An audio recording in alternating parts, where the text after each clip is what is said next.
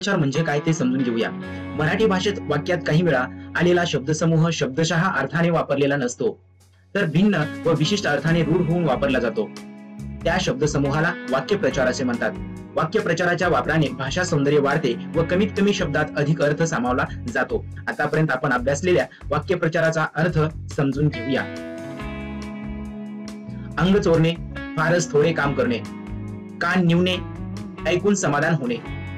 अंगवळणी पडणे, सवय लागणे. कान टोचणे, परखड शब्दात चूक लक्षात आणून देणे. कान टवकारणे, सावधपणे ऐकणे. अंगाची लाही लाही होणे, अतिशय संताप निर्माण होणे. अंगात वीज संचारणे, अचानक बळ येणे. कान उपटणे, याचा अर्थ आहे अतिशय कडक शब्दात समज देणे. कान उघडणी करणे, याचा अर्थ आहे चुकीबद्दल कडक शब्दात बोलणे. काढता पाय घेणे, याचा अर्थ आहे प्रतिकूल परिस्थिती पाहून निघून जाणे. कंबर खचणे, धीर सुटणे. कपाळ फुटणे, याचा अर्थ आहे दुर्दैव ओढावणे. कपाळ मोक्ष होणे, याचा अर्थ आहे मरण येणे किंवा शेवट होणे. कपाळाला हात लावणे, याचा अर्थ आहे हताश होणे, नाराजी होणे किंवा निराश होणे. कंठ दाटून येणे, याचा अर्थ आहे गहिवरून येणे. कंठस्नान घालणे, याचा अर्थ आहे शिरच्छेद करणे. डोळ्यातून थेंब न काढणे, याचा अर्थ आहे अजिबात न रडणे. कानोसा घेणे, अंदाज घेणे किंवा चाहूल घेणे. केसाने गळा कापणे, याचा अर्थ आहे घात करणे, विश्वासघात करणे. डोळ्यात धूळ फेकणे, याचा अर्थ आहे खोटे सांगून फसवणे. डोळ्यात खुपणे, याचा अर्थ आहे मत्सर करणे किंवा एखादी गोष्ट सहन न होणे. कान पिळणे, याचा अर्थ आहे अद्दल घडवणे किंवा समज देणे. कान फुंकणे, याचा अर्थ आहे एखाद्या विषयी संशय निर्माण करणे. राईचा पर्वत करणे, याचा अर्थ आहे क्षुल्लक गोष्टीला उगाच मोठे स्वरूप देणे. वकीलपत्र घेणे, याचा अर्थ आहे एखाद्याची बाजू घेणे. कात्रीत सापडणे, याचा अर्थ आहे दोन्ही बाजूनी संकटात सापडणे. भंडावून सोडणे, याचा अर्थ आहे त्रास देणे. पाळत ठेवणे, याचा अर्थ आहे लक्ष ठेवणे. अनभिज्ञ असणे, एखाद्या विषयाचं मुळीच ज्ञान असणे. बेसन घालणे, याचा अर्थ आहे मर्यादा घालणे. 12 गावचे पाणी पिणे, याचा अर्थ होतो विविध प्रकारचे अनुभव घेणे. गाजावाजा करणे, याचा अर्थ आहे प्रसिद्धी मिळवण्याचा प्रयत्न करणे. उसने बळ आणणे, याचा अर्थ आहे खोटी शक्ती दाखविणे. चित्त विचलित होणे, याचा अर्थ आहे मूळ विषयाकडे लक्ष दुसरीकडे जाणे. आभाळाला कवेत घेणे, याचा अर्थ आहे मोठे काम साध्य करणे. वाचा बंद होणे, याचा अर्थ आहे तोंडातून एक शब्दही बाहेर न पडणे. दिंडवडे निघणे, याचा अर्थ आहे फजिती होणे. मिशांना तूप लावणे, याचा अर्थ आहे उगीच ऐट दाखवणे. पोटात ठेवणे, याचा अर्थ आहे गुप्तता ठेवणे, गुप्तता पाळणे. अंगावर काटा येणे, याचा अर्थ आहे भीती वाटणे. भानावर येणे, याचा अर्थ आहे परिस्थितीची जाणीव होणे, शुद्धीवर येणे. वाचा बंद होणे, याचा अर्थ आहे तोंडातून एक शब्दही बाहेर न पडणे. उतानाव पडणे, याचा अर्थ आहे पराभूत होणे, हार होणे. कात्रीत सापडणे, दोन्ही बाजूनी संकटात सापडणे. दातखिळी बसणे, याचा अर्थ आहे बोलती बंद होणे किंवा गप्प बसणे.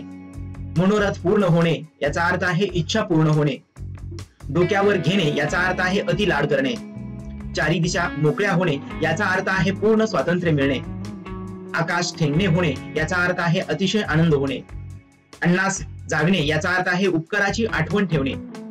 अर्ध्या हळकुंडाने पिवळे होणे, याचा अर्थ आहे थोड्याशा ईशाने चढून जाणे. आकाश पाताळ एक करणे, याचा अर्थ आहे मोठ्याने आरडाओरडा करून थैमान घालणे.